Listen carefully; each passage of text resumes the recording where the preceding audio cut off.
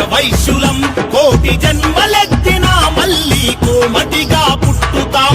ఆర్య వైశ్యులం కోటి జన్మలెత్తినా మళ్ళీ కోమటిగా పుట్టుతాం. వేదకాల నాటి నుండి నేటి దాకా ఇక ముందైనా సమాజ సేవే మా ధర్మం, సాకారమే మా సూత్రం. విశ్వమాత శ్రీవాసవి అనుగ్రహ పాత్రులం.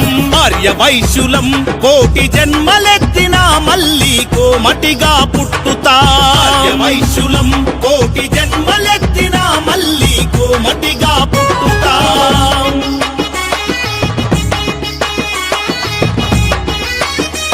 గాంధీజీ అమరజీవి వైశ్యరత్న రోషయ్య, భారత్ టైగర్ కల్నల్ సంతోష్ బాబు, ఎందరో మహిళా మనుల మహాపురుషుల కన్నా ధన్య జాతి మాది.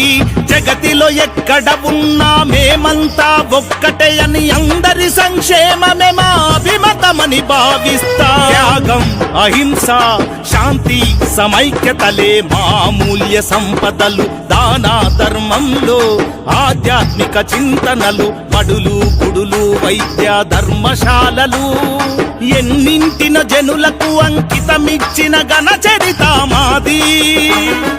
అన్ని రంగాలలో ఉన్నది మా ప్రవేశము, ఏ రంగంలోనైనా మా స్వయం ప్రకాశము.